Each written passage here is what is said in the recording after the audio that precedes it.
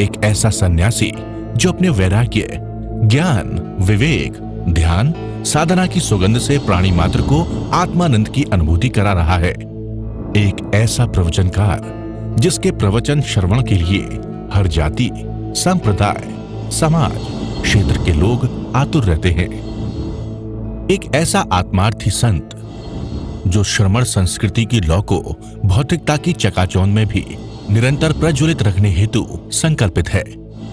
एक ऐसा आध्यात्म योगी जो अपनी ध्यान साधना के द्वारा पूरे विश्व को सुख, शांति, समृद्धि का मार्ग दिखा रहा है। एक ऐसा महासाधक जो भारतीय ऋषि परंपरा को पुष्ट रखते हुए साधनारत है। एक ऐसा समाज सुधारक जो अपनी परंपराओं के निर्वहन के साथ सामाजिक विसंगतियों, कुरीतियों, आडंबरों पर वैज्ञानिक तरीके से प्रहार कर रहा है। ऐसे महान व्यक्तित्व का नाम है आचार्य सम्राट पूज्य श्री शिव मुनि जी महाराज साहेब। मैं तो शिव में देखूं साई, शिव में देखूं साई, मैं तो शिव में देखूं साई। अरिहंत परमात्मा महाविद्य क्षेत्र में विराजमान, जिनकी अनंत अनंत कृपा बरस रही है, ऐसे परमपिता परमेश्वर देवादिदेव के चरण सरोजों में अनंत आस्था के साथ नमन, वंदन, प्रार्थना, कृतज्ञता के भाव। शासनपति भगवान महावीर, जिनका धर्म शासन, धर्म संग, धर्म तीर्थ में हम धर्म का अमृत पान कर रहे हैं, ऐसे प्रभु महावीर की साधना को, उनके ज्ञान को, उनके तप को, उनकी मैत्री और करुणा को अंतःकरण से नमन, वंदन, प्रार्थना, कृतज्ञता के भाव। चर्चा चली थी आपके सामने एकत्व भावना, आत्मा की एकता का, पृथकता का, एकाकीपन का चिंतन करना। क्या होगा इससे? आपके जीवन का रूपांतरण होगा। आज तक तुमने और मैंने जिसको अपना माना है वो आपका है ही नहीं। बच्चे का जन्म होता है, मां की गोद में खेलता है, मां कोई नाम दे देती है, परिवार के लोग मिल जाते हैं। धीरे धीरे बच्चे कुछ पता नहीं होता, कौन मेरी मां, कौन पिता, कौन भाई, कौन बहन। धीरे धीरे उसको फीड किया जाता है, देखते तेरा पिता, तेरी मां, तेरी बहन, और धीरे धीरे उस परिवार को अपना मानने लग जाता है। अब सत्य क्या है?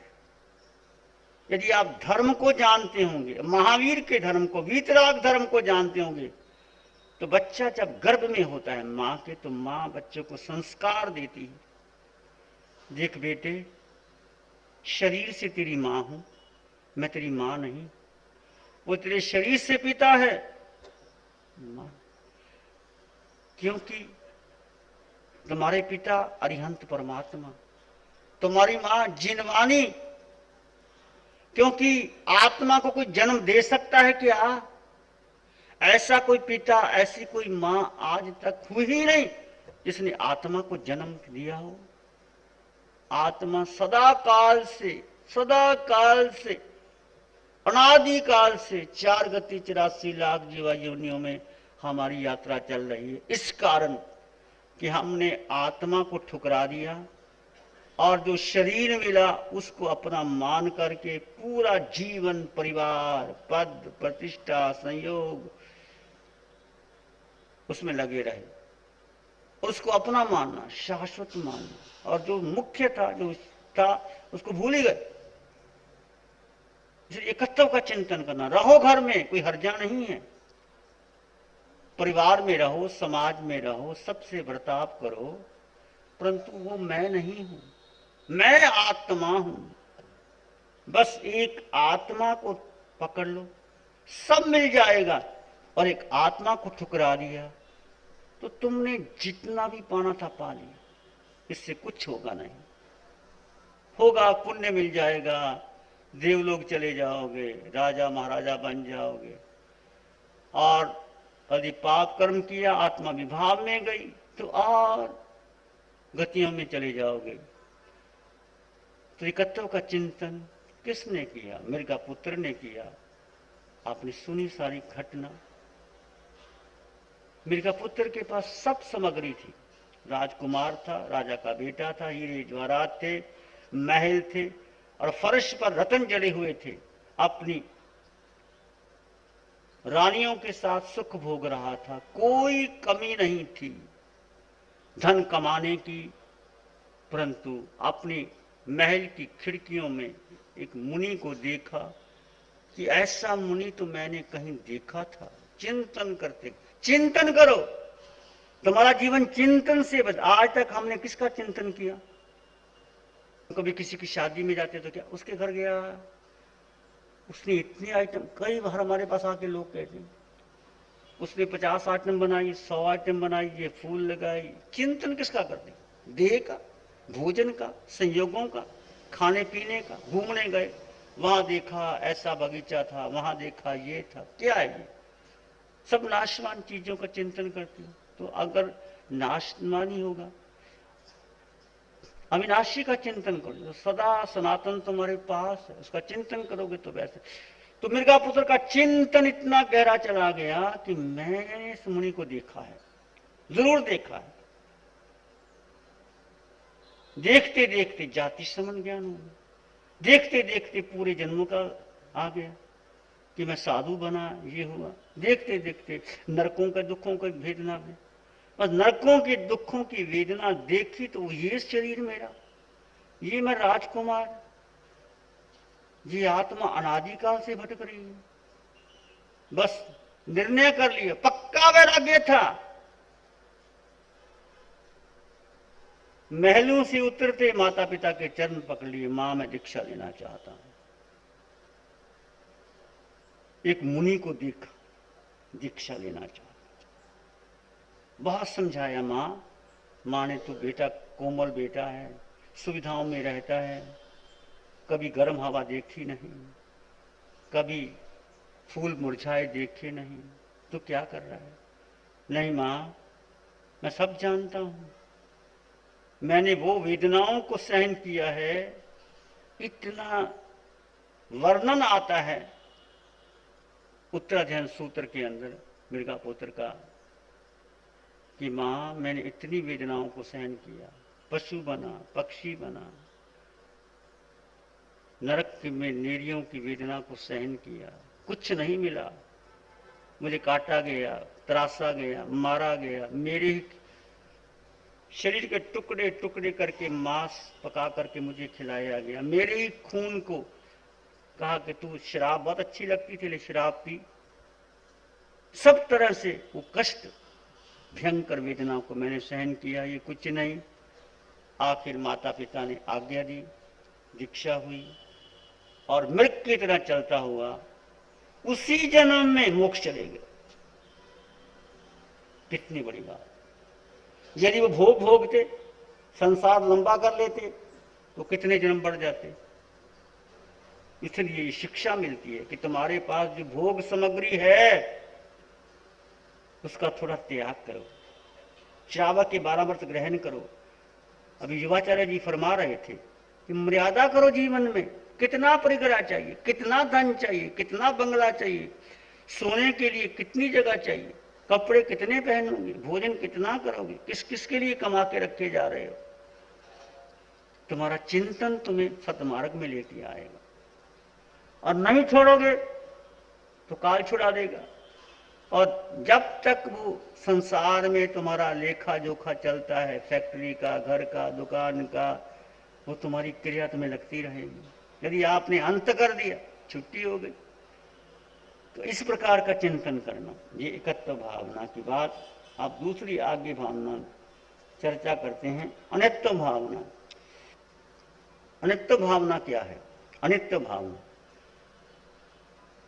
कि शरीर और आत्मा दो तत्व है। पहली बात हुई अकेला आत्मा, आत्मा का चिंतन। फिर दो है, दो को अलग अलग कर दो, वो अनित्य भावना। जीव देह से भिन्न है, जड़ चेतन दो रूप। जीव देह से भिन्न है, जड़ चेतन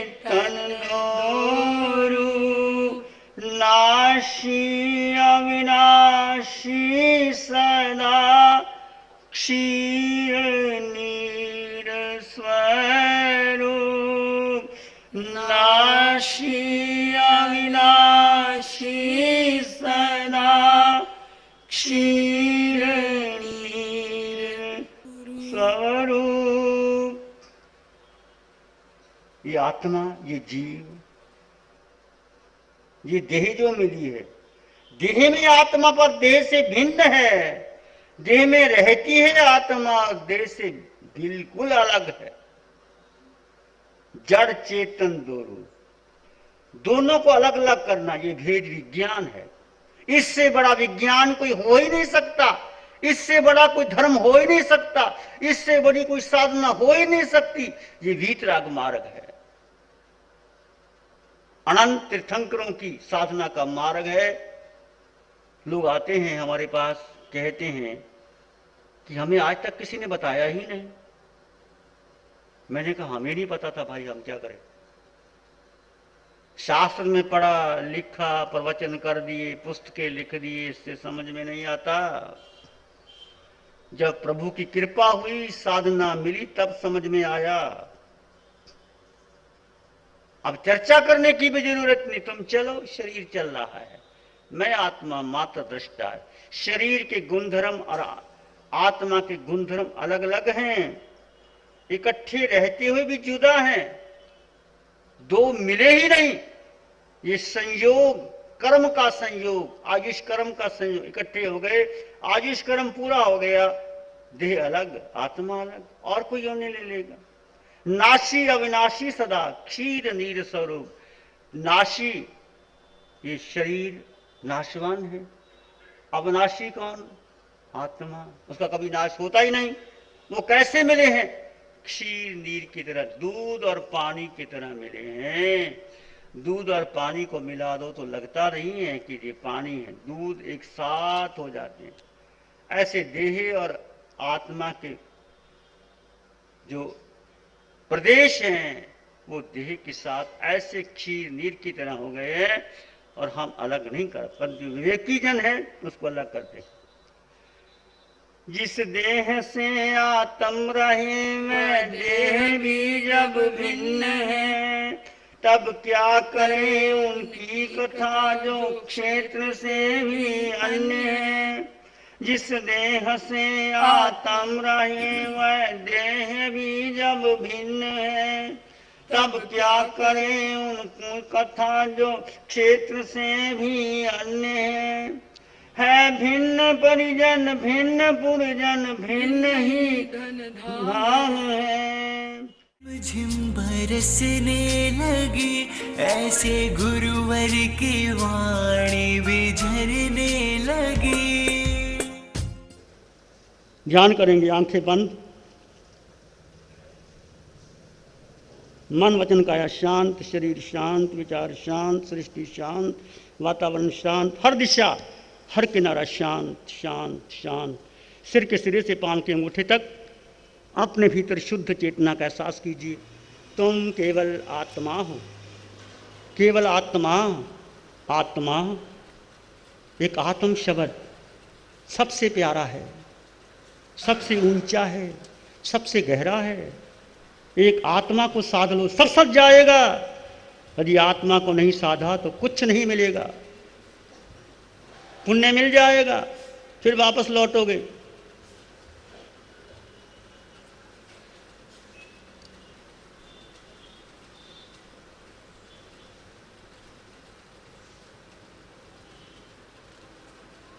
अपने भीतर गहन शांति का अनुभव करें। तुम्हारे भीतर समृद्धि है, सुख है, असीम शांति है।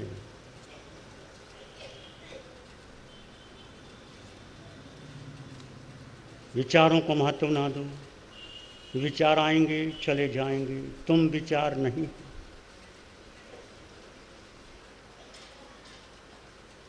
अपने भीतर जानो और देखो,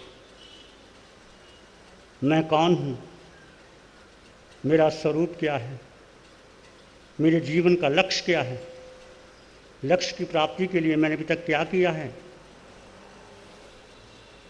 एक शारानी है धारा की और शरण नहीं कोई। एक शारानी है धारा की और शरण नहीं कोई। सत्य वचन के तेज से जन जन मंगल होए। सबका मंगल होए, तेरा मंगल होए, जन जन मंगल होए। सबका भला हो, सबका मंगल हो, सबका शुभ हो। इसी में एक लंबा गहरा श्वास लें। अरिहंत परमात्मा के चरणों में अनंत कृतज्ञता ज्ञापित करें। एक और लंबा गहरा श्वास। अरिहंत परमात्मा के चरणों में नमन और वंदन। दोनों हाथों को आंखों पे ले जाएं, हल्का सा स्पर्श, धीरे से आंखें खोल सकते हैं। नमो अरिहंताणं, नमो सिद्धाणं, नमो आर्यणं, नमो जैनं, नमो लोय सब सावनं, धम्म मंगल मुकीठम अहिंसा संयमो तवो देवा वित्तं, नमं शांति जस धम्म श्यामनो। श्री चत्तारी मंगलम, अरहंता मंगलम, सिद्धा मंगलम, साहू मंगलम, केवली पाणत्तो धम्मो मंगलम। चत्तारी लोग उत्तमा, अरहंता लोग उत्तमा, सिद्धा लोग उत्तमा, साहू लोग उत्तमा, केवली पाणत्तो धम्मो लोग उत्तमो। चत्तारी शरणं पवज्जामि, अरहंते शरणं पवज्जामि, सिद्धे शरणं पवज्जामि, साहू शरणं पवज्जामि, केवली पाणत्तं धम्मं शरणं पवज्जामि। चारे शरण दुख हरण जगत में और